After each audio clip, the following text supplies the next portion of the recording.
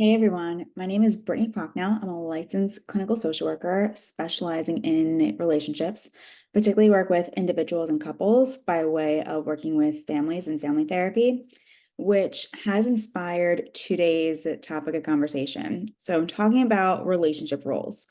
We all have relationship roles, we just don't necessarily do them consciously. So today I'm going over what relationship roles are and why they're important, how to fully understand them for yourself, and what to do to maybe alter or change them if you feel like that there are maladaptive patterns that you have. So, without further ado, let's begin. All right, Roles Redefined is the name of this presentation. I actually did this for a group of professionals here in Raleigh, North Carolina around work. And so now I just altered this to more of a personal relationship as well. If you are struggling with work performance or work relationships, this can also be translated into other contexts, just to keep that in mind for whatever you are here for. Let's see. All right. First, we're going to be defining roles. The roles we play. So individuals often play a role in group settings. Roles are defined by an individual's behaviors, typically designed to enhance the group. Roles help group members maintain functional working relationships. So I will use a family system as an example because I think that provides a very clear role for that some might be able to relate to.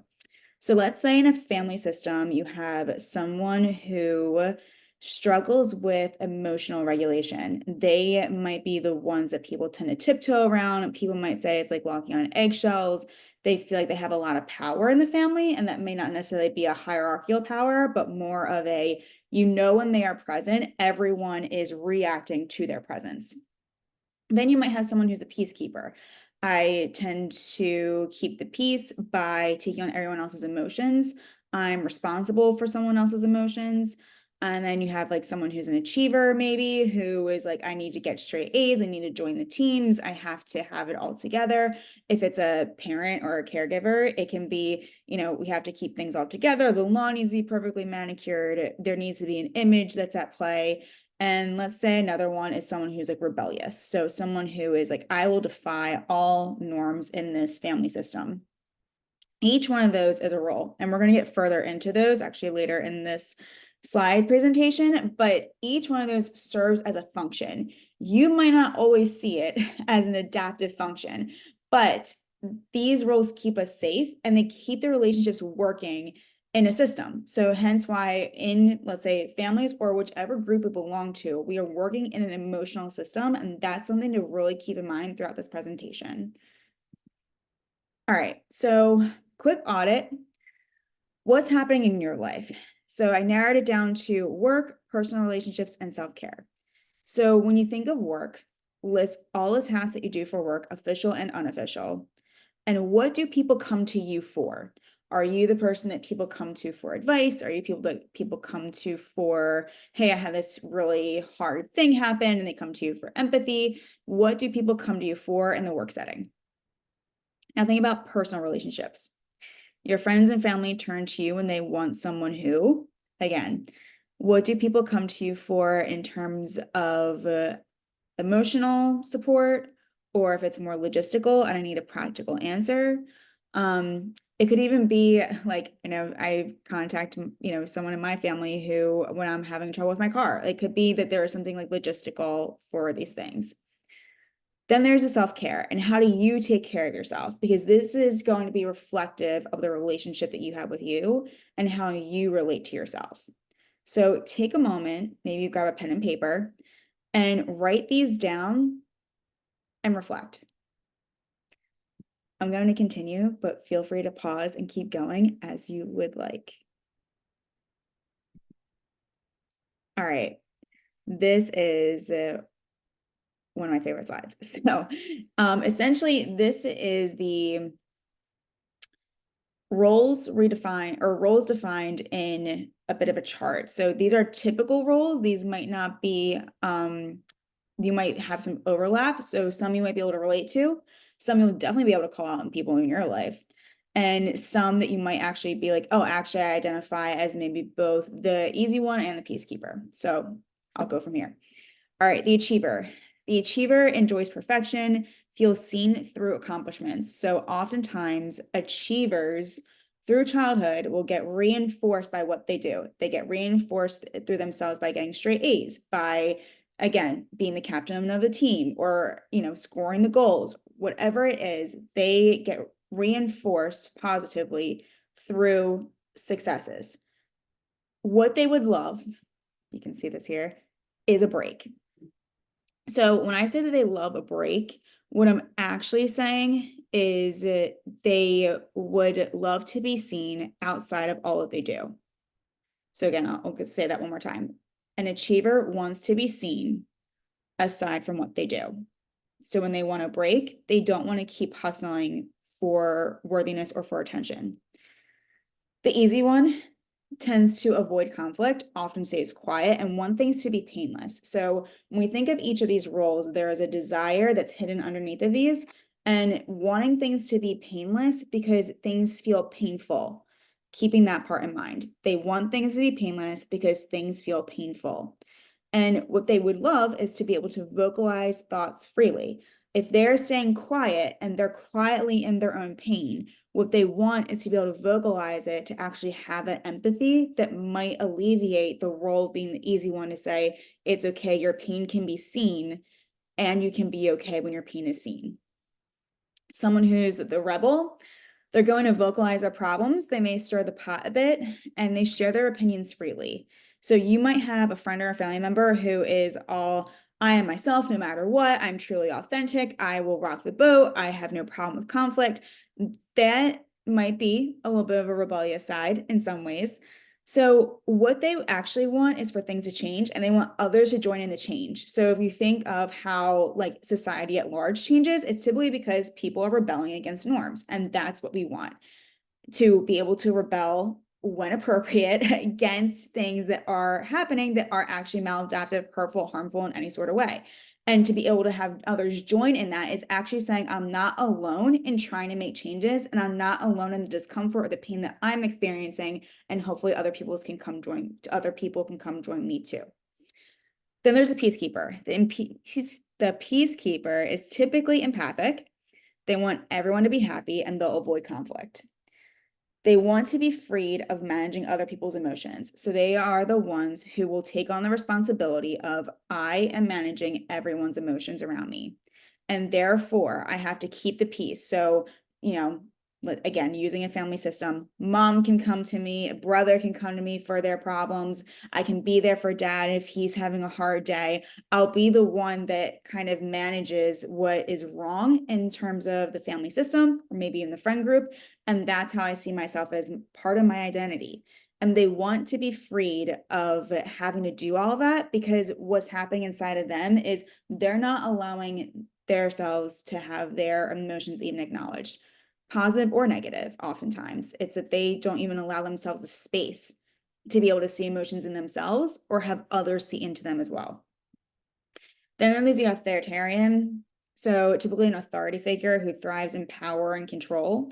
They want to avoid failure and uncertainty at all costs and ensure success. So if you think of someone who is maybe very fear driven, someone who they might, again, not pathologizing this in any way or saying that this is a diagnosis, but they might identify themselves as, I'm super OCD or I'm super type A. Like that's how they would probably talk about themselves, because what they're actually trying to avoid is any sort of uncertainty. And the idea of failure to them is not just that an event fails, it's that I fail. And so then it's deflecting that sort of shame response.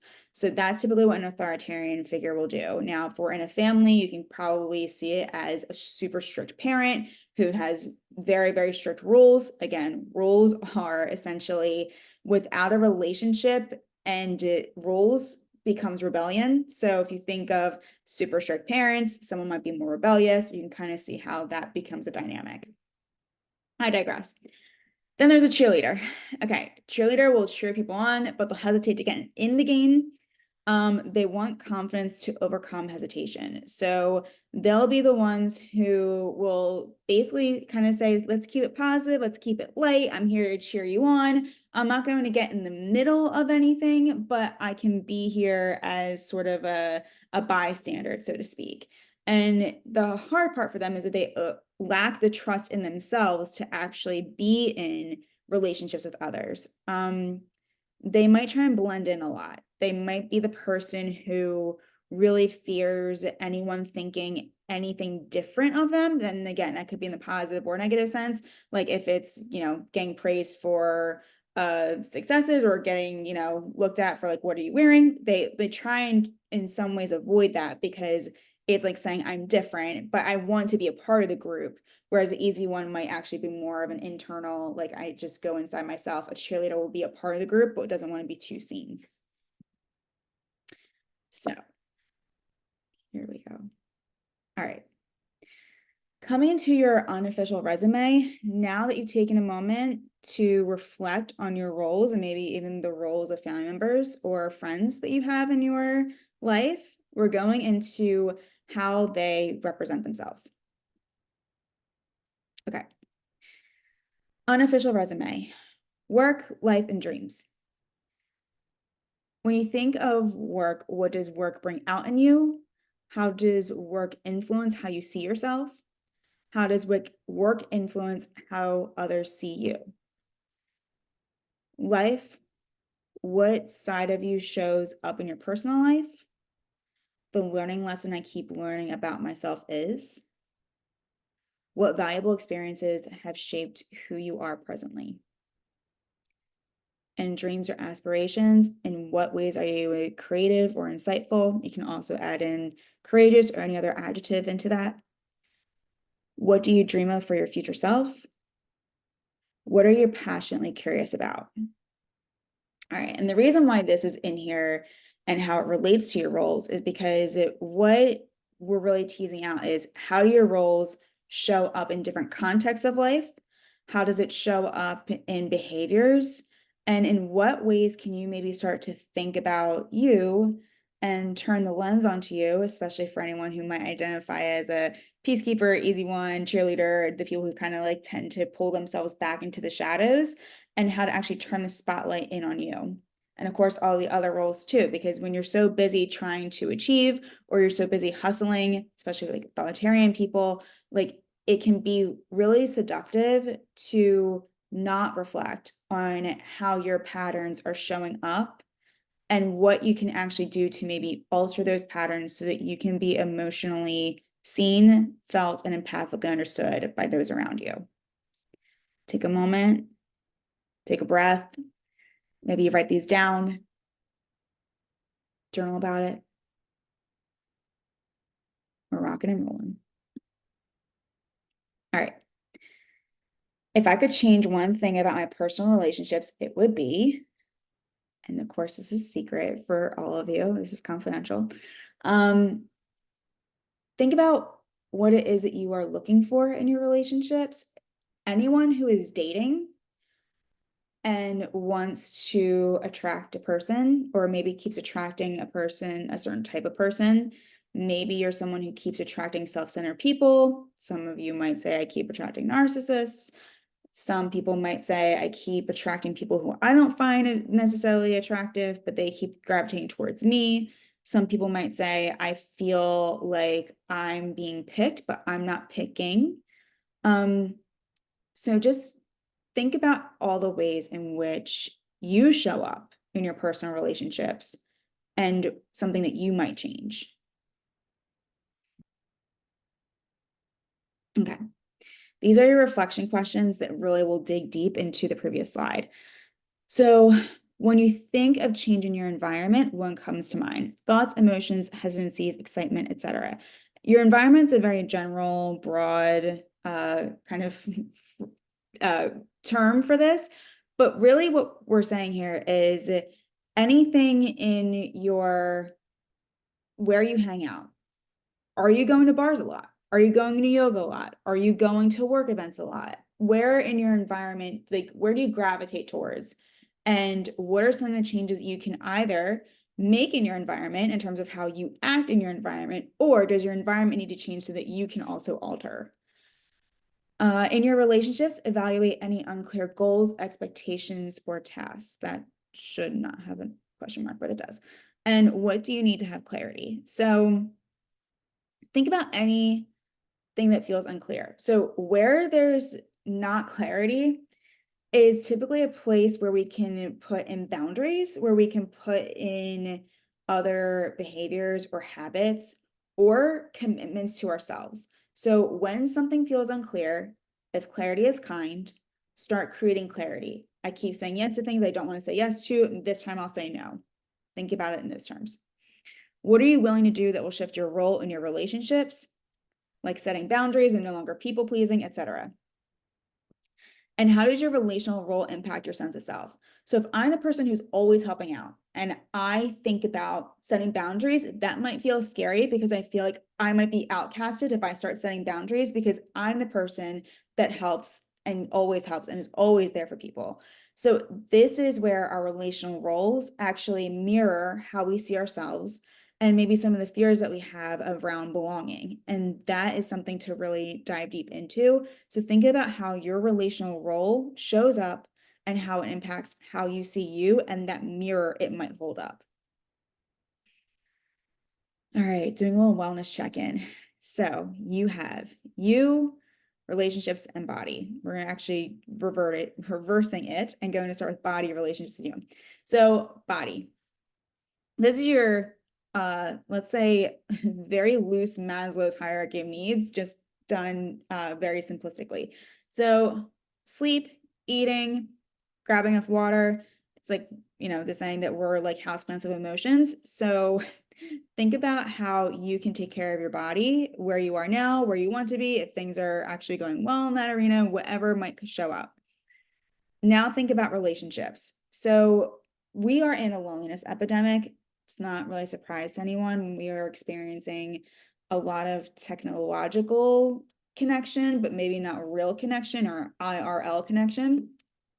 And relationships are hard and can be challenging, but think about even if it's a coworker that you don't really know that you can grab a coffee with one day. Like it's sometimes not necessarily about having the best quality relationship experience to ever have, but more about like, how can I put myself out there, stretch myself outside of my comfort zone, and hang out with somebody, even if it's not this, euphoric experience. And then, of course, staying in touch with people that are already in your life and deepening those networks and relationships.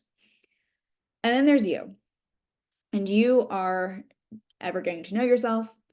You are maybe trying to find fulfillment and purpose and meaning in all the humanistic endeavors in life. So think about what you want to learn about you. And if you think of these two, it's like, what do you want to learn about you? What do you want to learn about your relationships? And think about those kind of influencing one another. Of course, body does influence that too, like how your body influences you, how you influence your body, etc. All right, that concludes today's Redefining Roles presentation. I'm incredibly grateful to have you here. So there is a newsletter, there's an Instagram, Brittany Prochnow on Instagram, well, Brittany_Prochnow on Instagram, I should specify. And then signing up for the newsletter, I have PDFs that I will link in the bottom of this as well, so that you can do some more journaling or reflections for your own practice. And I look forward to staying connected with you all. Thanks.